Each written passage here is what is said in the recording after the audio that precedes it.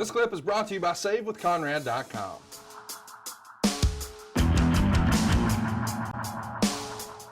A lot of questions here about Fortune in TNA. Did you ever see the Fortune stuff in TNA where it looked like they were trying to create almost like a Horseman-esque stable for Flair to be the mouthpiece for? Did you catch any of that stuff? Who were the other guys besides Flair and AJ?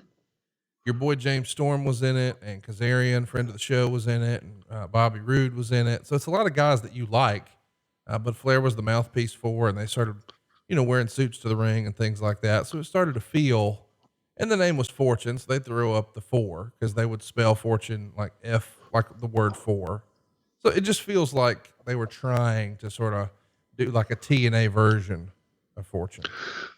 I agree with you 100%. And I'm sure, those were all performers. Those guys that you named, great performers. And that was, as we've said many times before, that was our theory. That was the way we operated, was we wanted to just go out, and no matter which member of the group it was, from a performance standard, we set the night. We set the pace for the evening, and just had the best matches on the card. That was our deal. So I think they would have been trying to recapture that Horseman thing. There was a lot of people, whether they want to admit it or not, the group, with WWE Evolution. Of course. That was a Horseman knockoff.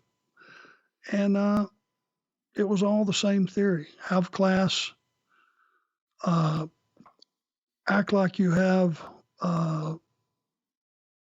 a loyalty to the other 3 guys, whether you do or not, and dress well, speak well, perform well. It was all things that go back to the Horseman deal. It'll always be situations where you try to recapture that magic. I don't think there can ever be another, quote, Four Horsemen, but there can be a group of guys that have the same theory and operating strategy for God knows how many years. Here's another question you and I never discussed. Did you ever have an offer or any serious interest in going to TNA? I did not. I was secure in where I was and what my job was, and not being able to wrestle anymore. There was no one that contacted me that quote, try to distill me or get me to move over. I think they, realized I was pretty secure in where I was, but I did watch them from time to time because it just made sense. They were the new kid on the block, and I wanted to see what they were doing well and what they were not doing so well, so we could take their mistakes or their victories and steal them, or be sure we didn't do what they were doing if it wasn't something good. Hey, it's Conrad Thompson. Thanks for checking out the podcast here on YouTube.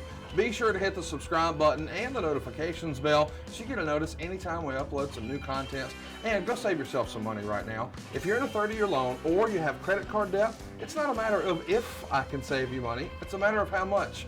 Find out right now for free at SaveWithConrad.com.